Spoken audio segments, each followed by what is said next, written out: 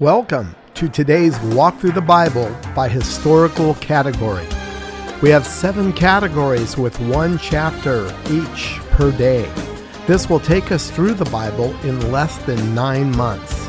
This English Standard Version of the Bible is being read by my favorite Christian voice, Max McLean. Our first category begins with the reading of the Torah, Genesis through Deuteronomy. This is God's law for Israel through Moses. Deuteronomy 24. When a man takes a wife and marries her, if then she finds no favor in his eyes because he has found some indecency in her, and he writes her a certificate of divorce, and puts it in her hand, and sends her out of his house, and she departs out of his house, and if she goes and becomes another man's wife, and the latter man hates her, and writes her a certificate of divorce, and puts it in her hand, and sends her out of his house, or if the latter man dies, who took her to be his wife, then her former husband who sent her away may not take her again to be his wife after she has been defiled, for that is an abomination before the Lord.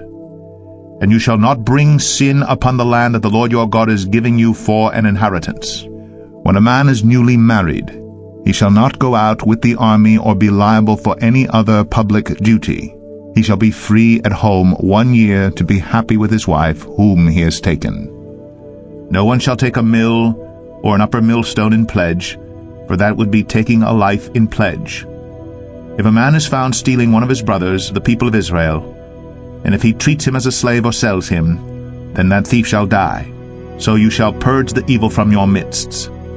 Take care in a case of leprous disease to be very careful to do according to all that the Levitical priests shall direct you. As I commanded them, so you shall be careful to do. Remember what the Lord your God did to Miriam on the way as you came out of Egypt. When you make your neighbor a loan of any sort, you shall not go into his house to collect his pledge. You shall stand outside, and the man to whom you make the loan shall bring the pledge out to you. And if he is a poor man, you shall not sleep in his pledge. You shall restore to him the pledge as the sun sets, that he may sleep in his cloak and bless you. And it shall be righteousness for you before the Lord your God.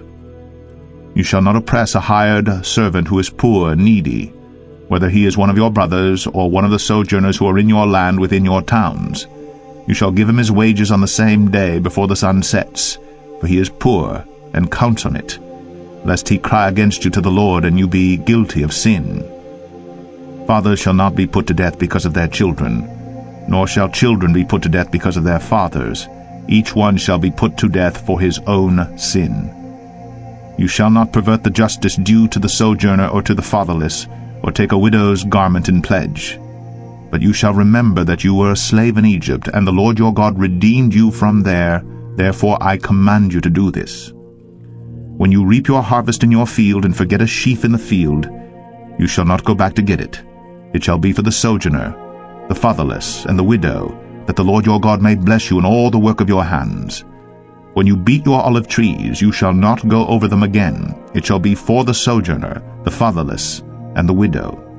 When you gather the grapes of your vineyard, you shall not strip it afterward. It shall be for the sojourner, the fatherless, and the widow. You shall remember that you were a slave in the land of Egypt. Therefore I command you to do this. Our second category walks us through Israel's history, beginning with the book of Joshua through the book of Esther. 1 Chronicles 26.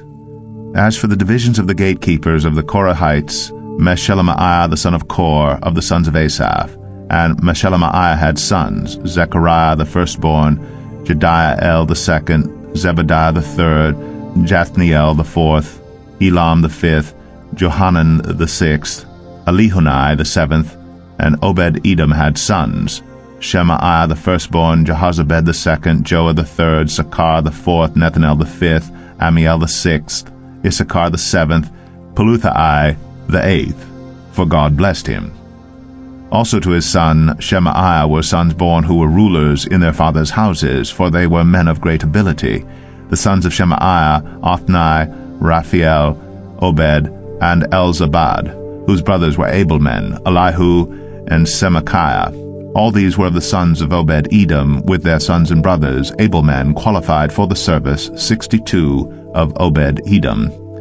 And Meshelemiah had sons and brothers, able men, 18. And Hosa of the sons of Merari had sons, Shimri the chief, for though he was not the firstborn, his father made him chief, Hilkiah the second, Tebaliah the third, Zechariah the fourth. All the sons and brothers of Hosa were 13.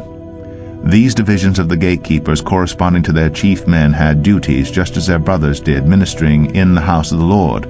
And they cast lots by fathers' houses, small and great alike, for their gates. The lot for the east fell to Shelemiah. They cast lots also for his son Zechariah, a shrewd counselor, and his lot came out for the north. Obed-Edom's came out for the south, and to his sons was allotted the gatehouse. For Shuppim and Hosa it came out for the west, at the gate of Shaleketh, on the road that goes up. Watch corresponded to watch. On the east there were 6 each day, on the north 4 each day, on the south 4 each day, as well as 2 and 2 at the gatehouse. And for the colonnade on the west there were 4 at the road and 2 at the colonnade. These were the divisions of the gatekeepers among the Korahites and the sons of Merari. And of the Levites Ahijah had charge of the treasuries of the house of God and the treasuries of the dedicated gifts.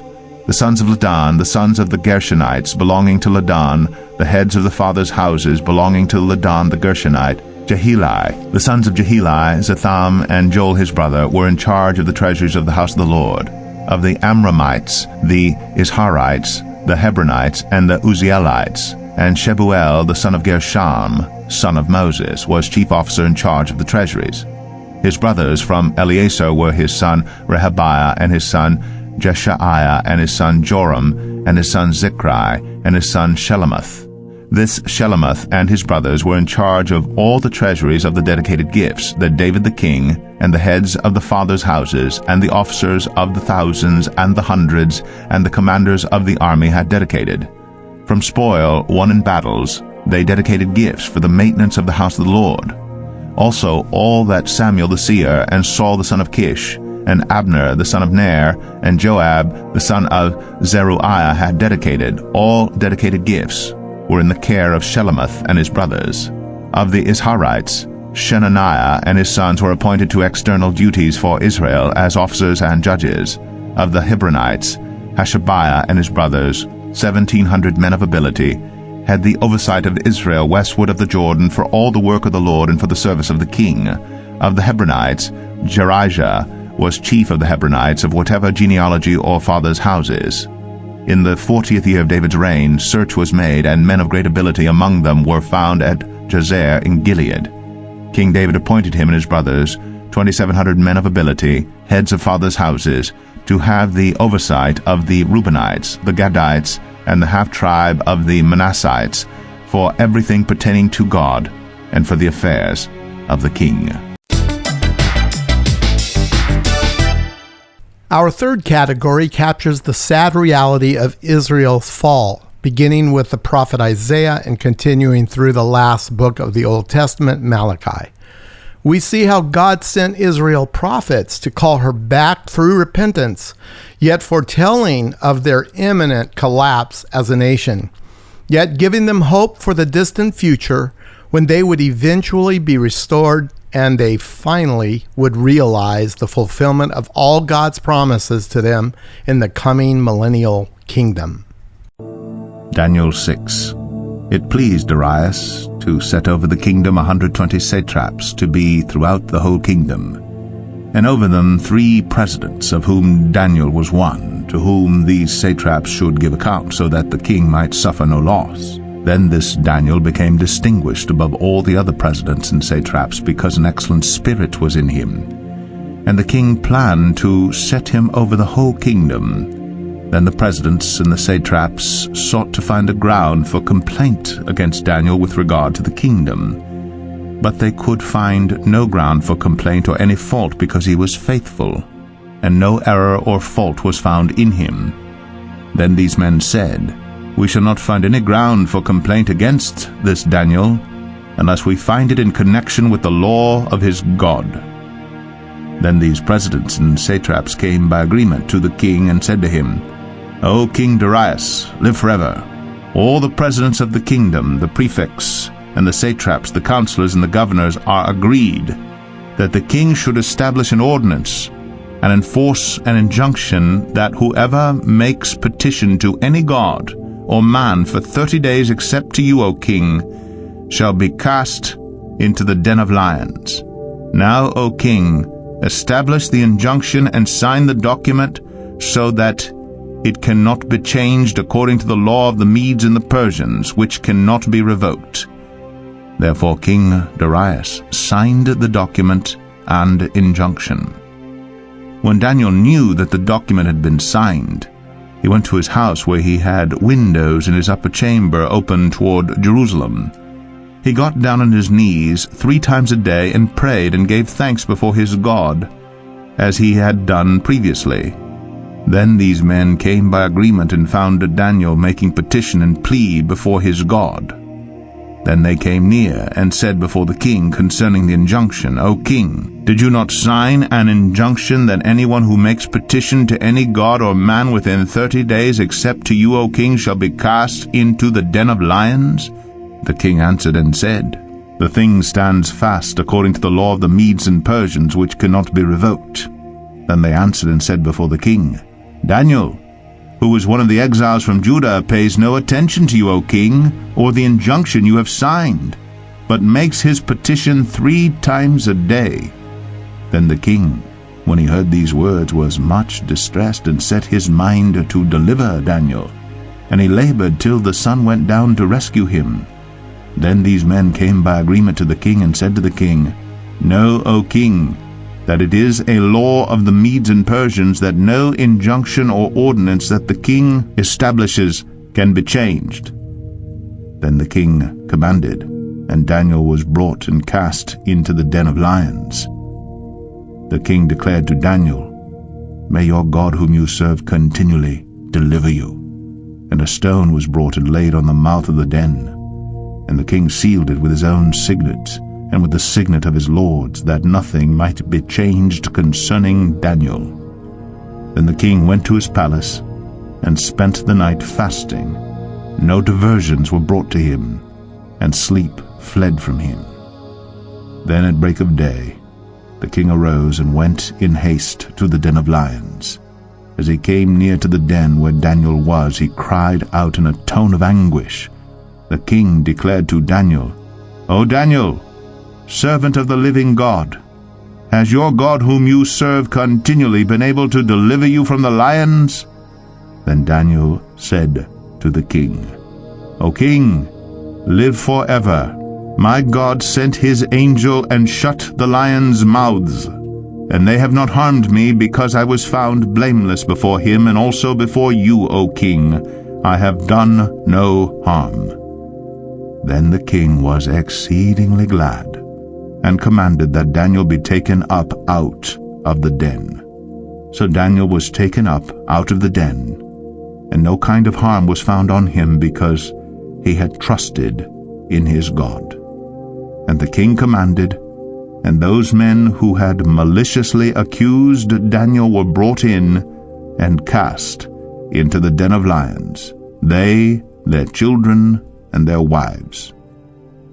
And before they reached the bottom of the den, the lions overpowered them and broke all their bones in pieces.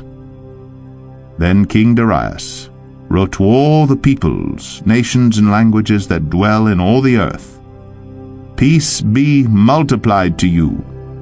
I make a decree that in all my royal dominion people are to tremble and fear before the God of Daniel.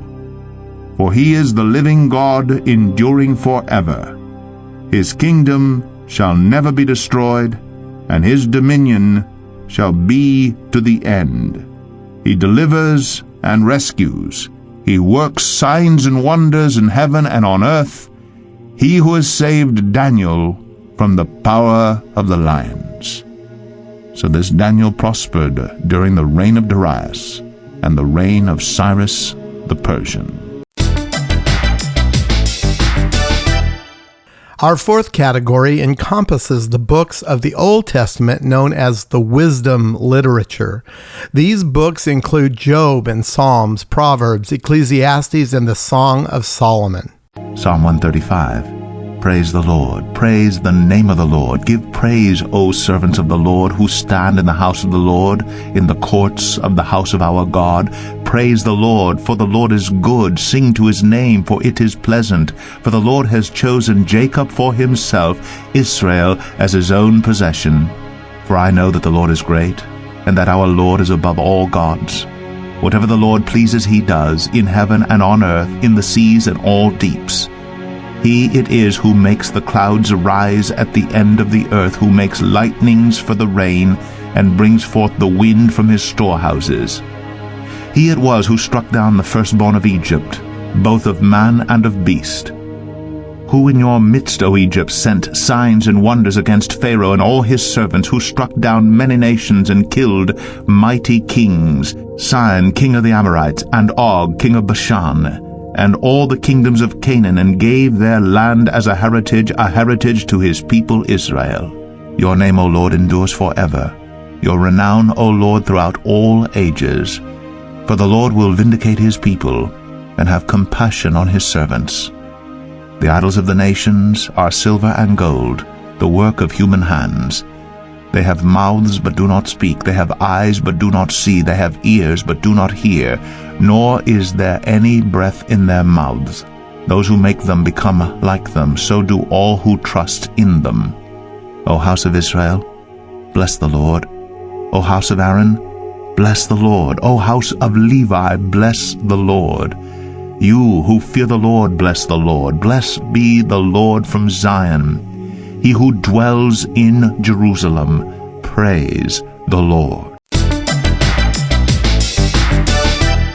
We have a bonus category, which is a daily dose of Psalm 119. This psalm, written by King David, and the way he laid it out was to have a natural division that we call stanzas. The divisions are the letters of the Hebrew alphabet. Each stanza represents one letter each of the 22 total letters. Here are verses 1 through 8 in stanza 1. Blessed are those whose way is blameless, who walk in the law of the Lord. Blessed are those who keep his testimonies, who seek him with their whole heart, who also do no wrong, but walk in his ways. You have commanded your precepts to be kept diligently.